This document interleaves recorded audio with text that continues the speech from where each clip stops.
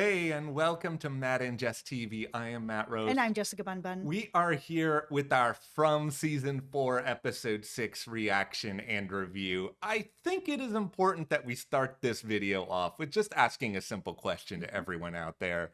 Who thought that Donna was actually dead at some point in this episode? Oh, I absolutely did. It felt like they've been foreshadowing something like this coming up. Our last video, I was talking about that. I thought she was dead. I thought for sure. I went through a roller coaster here because I mean, at first, when she has the heart attack in this episode, I was sitting back being like, all right, it's going to be okay. It's going to be okay. I was in the denial stage. But then by the time we got to Boyd, who's just screaming at her in a way that only Harold Perrineau can scream at someone, I was sitting here and being like, oh no, she's actually gone at this. Because this is classic television, right? You always have that person who like goes the extra mile trying to bring somebody back. It never works, except, oh, lo and behold, it did work and Donna's alive. Well, this was the thing is by the time Christy got there and she was like, how long has this been going on? They were like 7 minutes. I was like, 7 minutes? Oh my God, she's dead. Well, this is why, I mean, we're probably going to have a million tinfoil hat moments throughout this video, but I'm kind of a little bit worried now that, all right, Donna did beat the odds and come back, but is something going to be different about her? Did like something within her inner chemistry change as a result of all this? I still feel like tinfoil hat that this is a fake out and Donna is going to die this season. Oh, I no. just feel like we are really going to lose her. This was sort of setting up where we did have that big talk with Boyd, who was yelling at her in the way that only he can. Yeah. And with him really saying like, oh man, we started out on such odds, but we got to this place of like, I need you. I can't do this without you. I was like, oh no, if she comes back, she's not making it out of this season. That is going to be the big cliffhanger that we've got Boyd and he's on his own. I'm terrified already of what that would look like because like Donna is the glue who holds a lot of these people Yes. together. Like obviously in Colony House more than anywhere else. But yeah, I mean she is definitely not out of the woods at this point. Like she's still not medically doing well. And I mean, I will admit I would have very mixed feelings if we did lose Donna in this episode because we have all this crazy stuff that happens on this show. I mean, we just saw the demise of Red Shirt Roger due to like giant puppet attack. No. That it's just like out of all this, Donna's gonna die just like something that's normal and not supernatural or strange at all.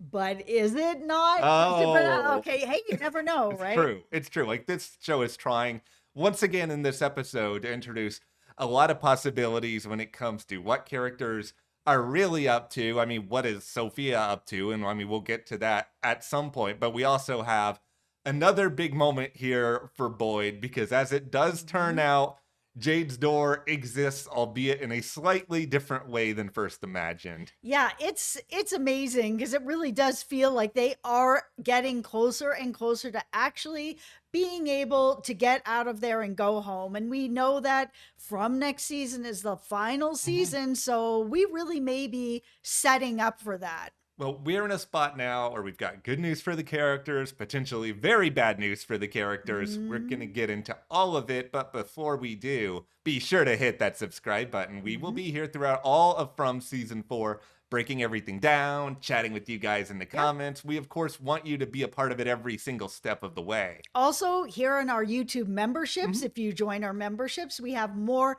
From Theory videos over there, all about the show, lots of discussion, and it really helps Matt and I here at the channel by joining our membership. So thank you so much to everyone who has. Thank you, guys. That is so very appreciated. All right. I am going to present a little bit of a beef here with the end of this episode. All right, I've got my beef hat on. Don't get me wrong. I'm really happy that Boyd has gotten to this point because like once Jade has introduced this concept of the tunnels, the skeletons, all this sort of stuff, like we want to actually see answers. We don't want everybody to just be like, no, we can't do that. But I had really wanted and hoped that this was going to be somehow connected to everything strange that has kind of been going on with Abby as of late. Like it's kind of pseudo connected to Acosta and all of this. It just felt like we had a story that was being developed and it hasn't really gone anywhere. And I don't want to get too impatient because I was too impatient about the Jade story and it did actually go somewhere. but it just felt like this was a really, really good opportunity to kind of tie a little bit of this together. And this could have been a way that Boyd actually got on board with, all right, I do need to believe Jade. Absolutely. I thought that you were going to be right on that. You'd been talking a bit about that Mm. throughout these videos and just to us Yeah. personally that I really thought there was going to be a lot more connection because there has been a lot with Boyd dealing with his guilt of everything that happened with Abby, and now he's kind of channeling some of that through what's going on with Acosta to see the same signs that happened to his wife, and he's like, okay, I'm not going to let that happen again with this person who's showing the same signs. I'm going to be able to sort of get through it, and that there would be a connection then with the rings, with all these things that are happening that would get him to believe Jade. But at the same time, I understand why Boyd was having a hard time believing Jade in the first place. Like Jade pointed out, where he's just like, listen, we both went on this trip together in a lot of ways.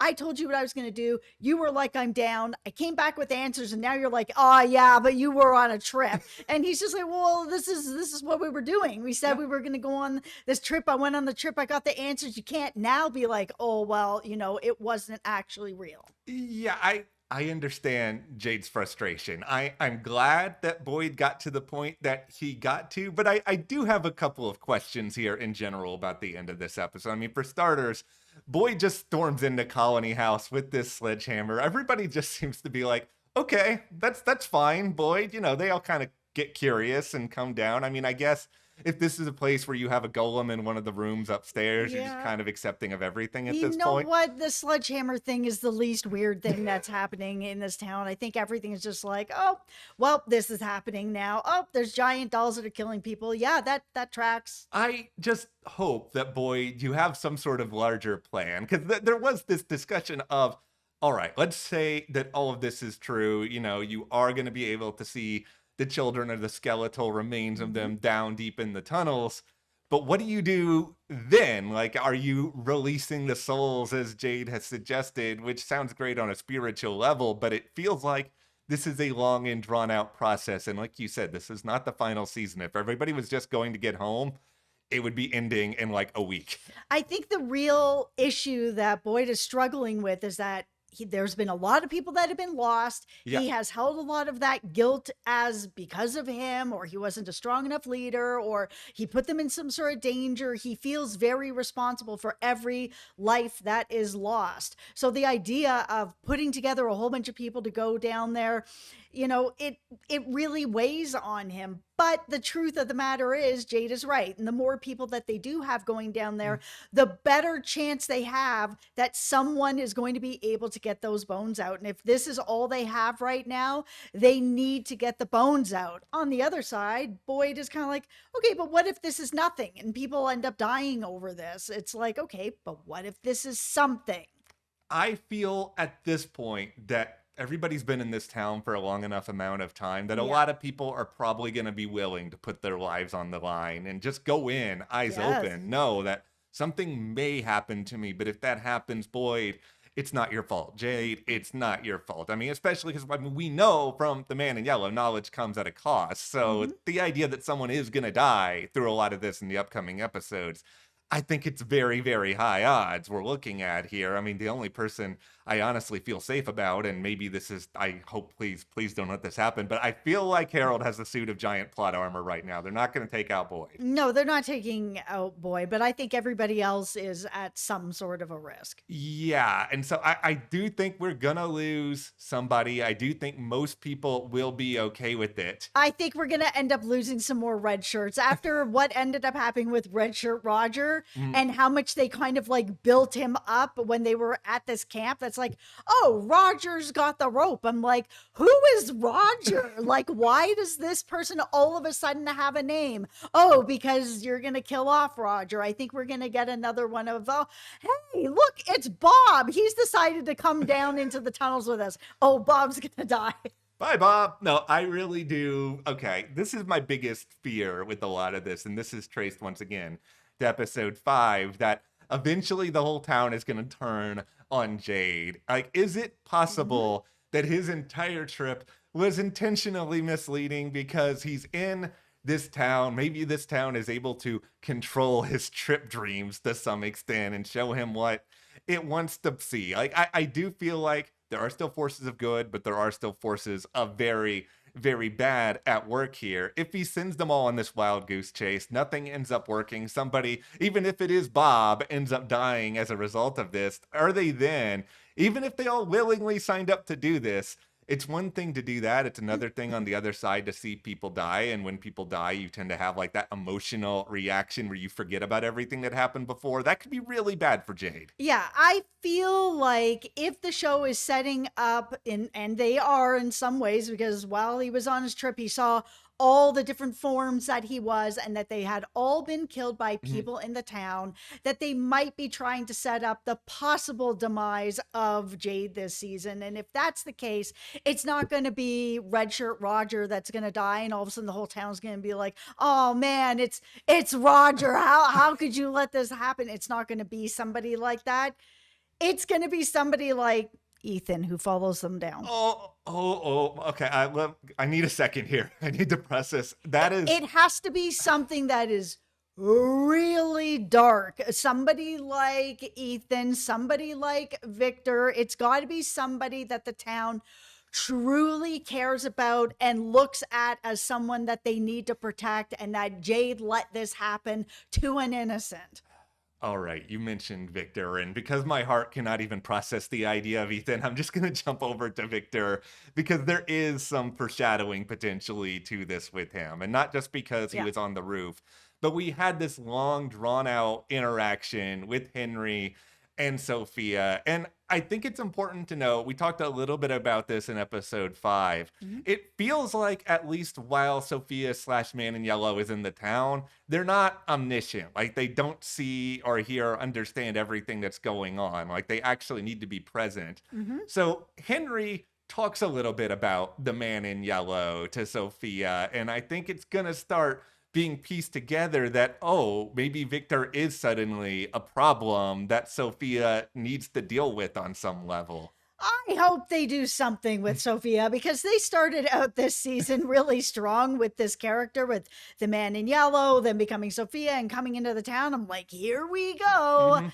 And it's been a wet fart. Nothing has really happened. We've seen her listening in. We saw her try to stir up a little gossip. We saw her move in with Sarah and make her drink some water and pour it into a pitcher. We have barely seen her do anything. Now she's like, whatever she is, she's a teen who's in this bar drinking with Henry, which was all kinds of weird and didn't make any sense to me. I know that Henry is grieving, but that whole like, "I lost my dad, pour me a drink," I would still be like, "I'm sorry, young miss, but there is no way that I am going to be the person that's going to be in here alone in a bar with you drinking." It was super weird and it felt very creep show. I didn't like anything about it.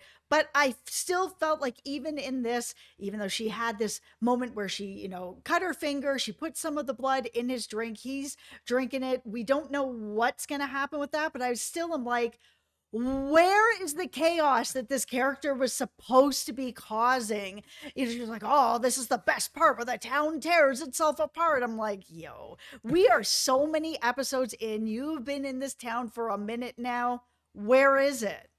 Okay, I'm gonna, since Where is it? we've already gone down a very dark road in this video, so we're just gonna stay here for a moment. Like, this is the most extreme example I thought of when it comes to Sophia, that maybe because of the blood that was passed into the glass, that can she do some sort of mind control on Henry now? And then, I can't believe I'm about to say this, if Henry then takes out Ethan, if Henry does something really, really terrible, If Henry takes out Victor. yeah, And we know that people do this. I mean, we started this whole series with Sarah and everything that was happening with her going after Ethan, and then everything that happened with her brother. So this is something that could definitely happen. yeah, and they could try to sort of paint it not as, oh, if Henry's mind is being controlled, so, oh, Henry just went mad because of like all the grief and information he was consumed Right. with. Like, this is another reminder that knowing things in this town is really, really bad. And because Sophia can sit back and try to act innocent, like, maybe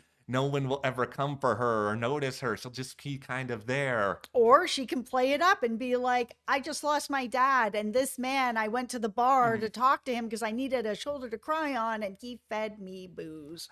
Yeah, that's the part of this that gets very, very tricky. That's why I was so shocked that Henry wasn't like, I need to get out of this bar right now, or you need to get out of this bar right now. Well, this is where I want to speak to everybody in the town as a whole, as though they're all subscribing to this channel, which they really should be. But guys in the town, talk to each other. And I know we've been saying this forever, talk to each other about everything, Forever. but in particular about Sophia, because it just feels like she's very different people to whoever she's around at any given point. Like she does the whole glasses shopping thing with Sarah. She Yeah. is very, very religious with Kenny. She doesn't really Mhm. talk about religion at all with Henry. And yeah, people can be multifaceted. I'm not arguing against that, but I just feel like the longer that all this goes around, everyone's going to get this sort of bizarre personality indicator from her. And it's really different depending on who she is with. Yeah, I just feel like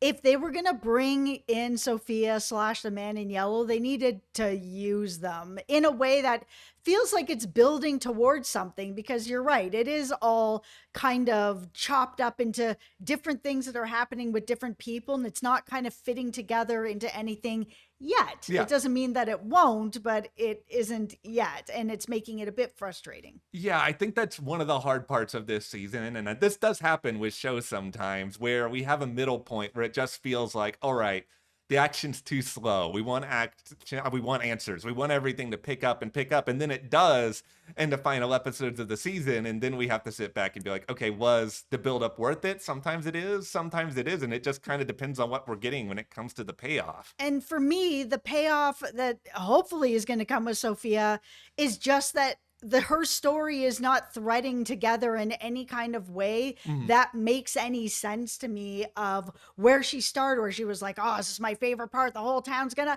tear themselves Yeah. apart, and she is being very different with everyone, and it's not connecting in any kind of way that anybody is tearing everybody apart. Nothing is happening. Yeah, and we don't know what her long game plan is. Like, hopefully it does connect, because otherwise it's just going to be we're watching a slow series of various breakdowns about a lot of different things, and it's not as exciting if that's a little bit of what we're getting into. Right. Like, for example, we have Julie in this episode, and it's not like Sophia's done that much with Julie in particular, but Julie's having a lot of trouble all of a sudden because her whole, story walking is not working out as planned. And we know as viewers, because we still haven't seen everything between her and Jim that was first witnessed in the season 3 finale. So it's like, okay, we know that she's not going to be feeling this way forever. We know it's going somewhere, but it's hard right now in the moment because it just feels like, Julie,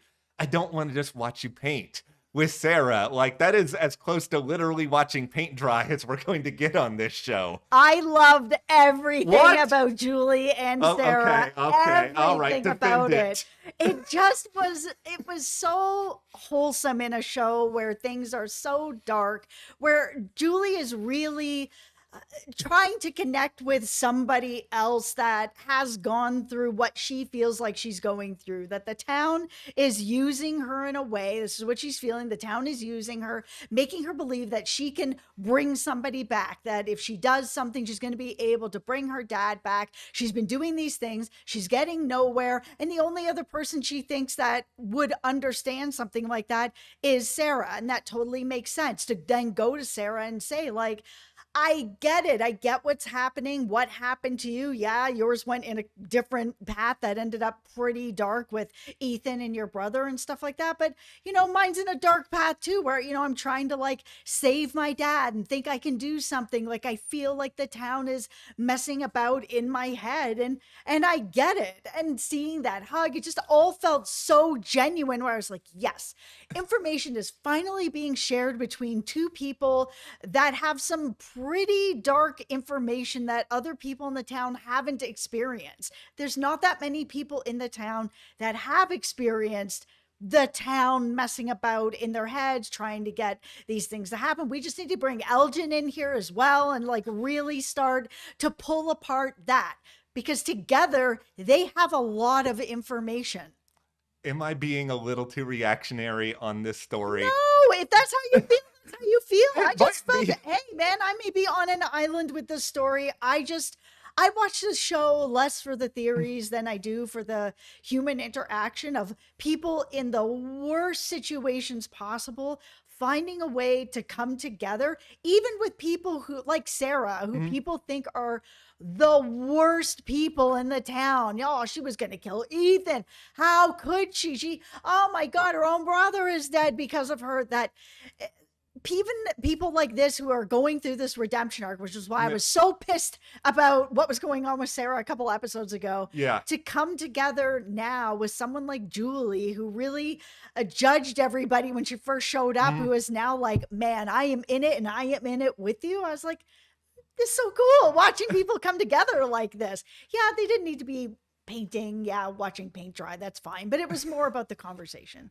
I will admit that my heart softened a little bit with Randall having to do a little bit of meal prep because like that is somebody like Yeah. that's something that got me on board. I think what Yeah. I'm a little bit and this is something we're all guilty of with this show and other shows sometimes is when Mhm. we really have this idea about where something is going, like a big theory. Like this is something that we've talked about all season. It's like I want to believe that Julie authored these books and somehow got these Yes. books way back to Ethan and this is all some like big full circle. Like I'm watching it at times being like, okay, where's the next movement to this? Where's the next movement of this? Because I am convincing myself that this is true. And when we're not getting a lot of movement in that direction, it's just like, oh, what gives here from? But then sometimes a show like this, it can take a story in a completely other direction and then surprise us with that. And I think for Julie and for people like Elgin, talking to each other, sharing information. Like, I think this is the big key, and this is why Sophia is so desperate to tear everyone apart. Yeah. I think the only way they can ever actually get out is if they all really do, put their hands in a circle, team up, share everything, and collaborate to, I don't know, distract or take out the man in yellow. Yes, this is why when they were having this conversation near the beginning of the episode, where they were like, listen, Sarah said that when people die, their greatest fears become part of the forest, part of this town, that Yeah. Nathan was really afraid of cicadas, and now they're part of all of this. Martin mentioned all these other things, that the monster's just the tip of the spear, and that it seems like every time somebody dies, that their fears are coming in. We had, the man that was scared of Tabitha's dolls. Now here they are killing people.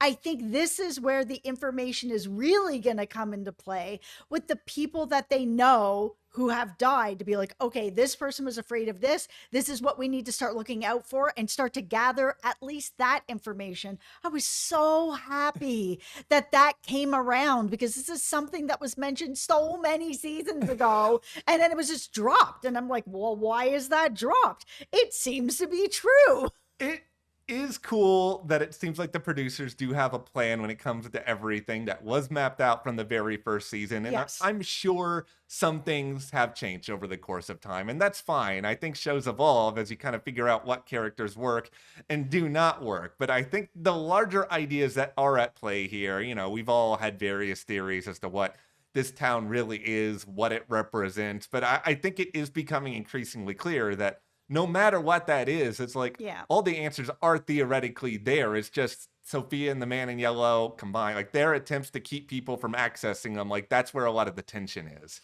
And that's where a lot of the tension should be. But like like I said, for me, it's not really there, because going into this, I did think that the man in yellow had access to a lot more information in the Mhm. town, and maybe when the man in yellow is not in the town, they have more access to information. But it seems like when they're in the town, Sophia's got to be like up against the wall listening in. I'm just like, what is happening here? Yeah, it's bizarre. It's unexpected. And it's just we want to be really terrified, I think, of a central adversary. And I Yes. think that's really it. Like we go back to the end of last season when we first met the man in yellow, whether it was his appearance, the mystery factor, the fact that he literally took out Jim and just So shocking. like it was shocking and it was terrifying. And I think that's the thing. We want to be terrified of a show like this pretty much every single episode. And I think that's maybe where this Sophia character better ramp up a little bit over these final few to really get our blood pumping again moving into the end game. Absolutely. And if you guys are looking for another show that is absolutely terrifying and so funny at the same time, we are covering Widow's Bay here at the channel. It is so good. You need to have some extra scares. From has got you on Saturdays, and then during the week you can have Widow's Bay coming in and scaring you to death. We're having such a great time covering that show. It's really exciting. That is where we are though with From season 4, episode 6. Yes. What do you guys think? What is Boyd going to be able to do in these tunnels? Yeah. Well, share in the comments, and also be sure to join our memberships for more From discussions and theories. We really appreciate your support there, and we will see you here next time.